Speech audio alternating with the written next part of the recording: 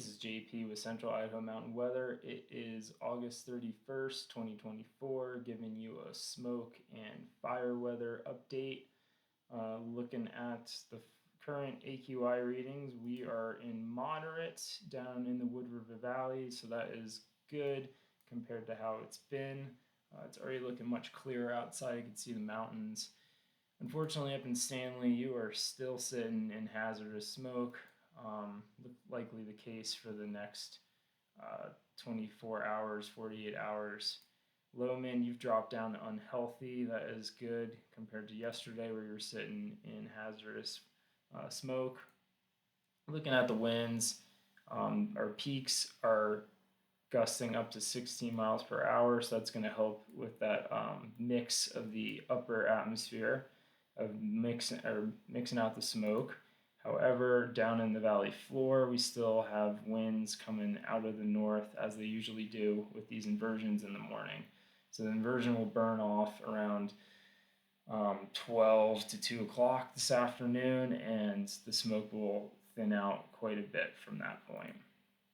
Looking at our winds for today, this is for right around peak hours, so they are pretty much out of the west-southwest today. Not really gusting past 10 miles per hour, maybe a couple gusts here and there to 15, but it's going to pretty much be a similar day to yesterday as far as fire behavior. I imagine that the smoke is going to just be sitting pretty heavy over the fire and not really aggravate it as much.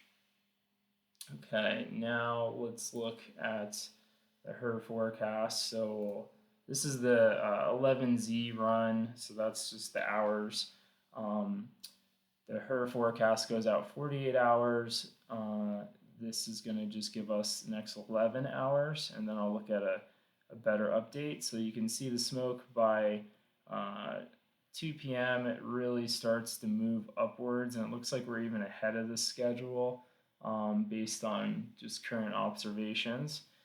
So that's going to push up north, so most of the Wood River Valley is going to be sitting pretty nice. Smiley Creek might see a brief clearing with smoke this morning, and then it looks like it's just going to set back into the the Sawtooth Valley. Lowman, you are kind of sitting on the edge of whether or not it's going to be hazardous smoke for today. And let me play out the rest of the run. All right, fast forward to Sunday morning. So Sunday morning, it doesn't come back in as it has been doing. We have area low pressure that's slowly working its way into our system. So that's going to be mixing up the upper atmosphere, and that's kind of what we've been lacking the last couple of days. We just haven't had any airflow in the upper atmosphere. So that's going to come in on Sunday and really start to clear out the air in the southern portion, even up into the Sawtooth Valley. And you can see the fire is probably going to get aggravated a little bit Sunday night as those winds start to pick up again. So it's kind of the curse and blessing of the wind flow. All right, looking at the rainfall potential for the storm system. We're not going to see anything till Monday evening, and that's going to be over in the Pioneer and pretty much the Pioneers. Might see a trace up north. That continues into Tuesday morning, but we're not seeing much more than a couple tenths of an inch.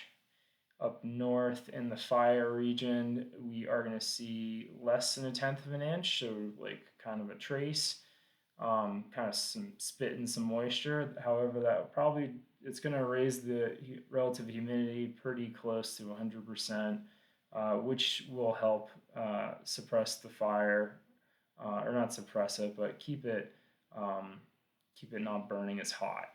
The one factor is the winds. The winds don't look like they're going to get super crazy, maybe 20 mile per hour range. However, the caveat to that is we are expecting some scattered thunder showers Monday night into Tuesday night.